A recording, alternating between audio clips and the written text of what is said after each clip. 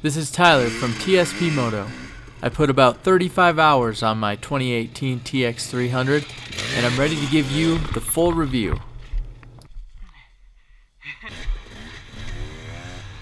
A lot of people ask me what accessories I put on my bike, so here's a list of all the mods and accessories I have for this year.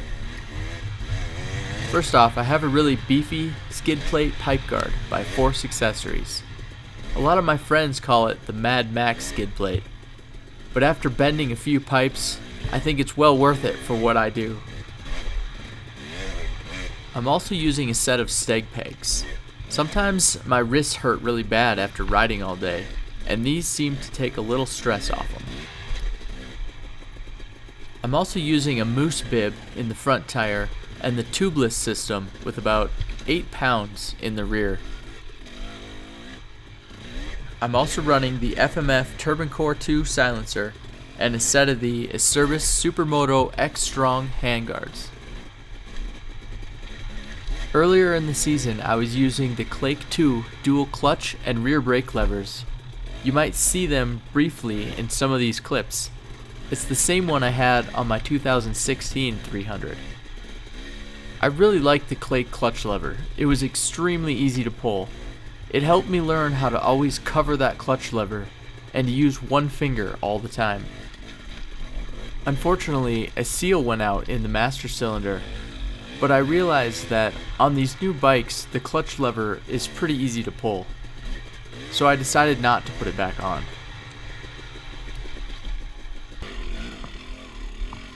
Now I'm going to get into all the details on this new bike and how I feel about it.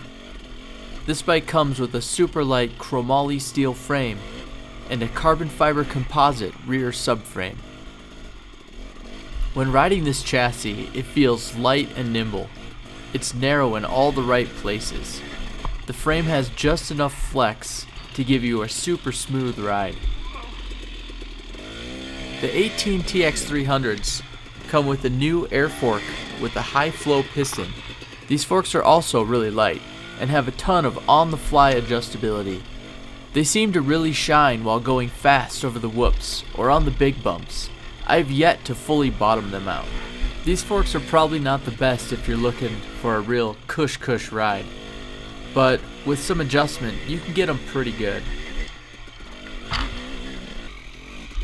This bike has a counter shaft that balances the engine and makes it super smooth. This makes the biggest difference when you're going really slow and trying to balance, like when I'm climbing up these rock ledges. When I'm setting up for these short wheelies, the bike isn't vibrating back and forth in my hand, and it really helps my balance. The bike also comes with a lithium-ion battery, which is a fraction of the weight of a normal battery. And it also comes with this new grippy seat cover. I wasn't sure if I was gonna like it at first, but after riding it for a while, it seems to be alright. The TX 300 comes with a semi-close ratio 6-speed transmission. The gearing is a lot wider than your typical race bike transmission, but it's not quite as wide as the enduro bikes like the TE models. I ended up gearing the bike down just a little bit. I went from a 14 tooth to a 13 tooth on the front sprocket. It allowed me to ride a little bit slower without using the clutch so much, and it also still went plenty fast.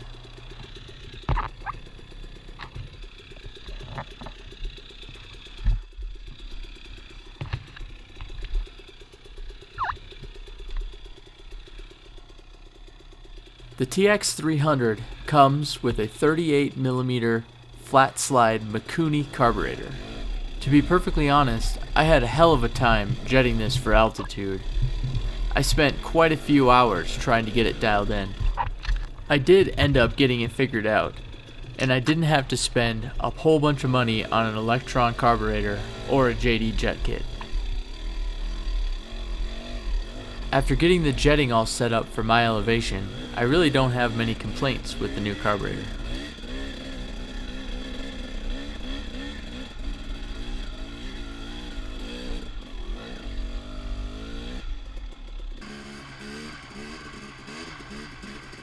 The bike also comes with a map select switch.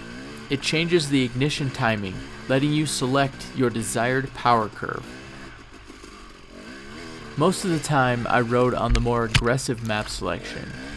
It seemed to be the best for just all-around riding, and I think most people would find this map selection to be the one they like the best too.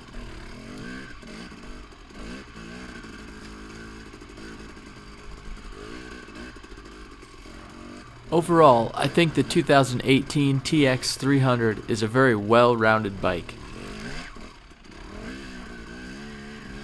I'm really enjoying the lug of this two-stroke engine, and I think this is probably the most fun bike I've ever ridden.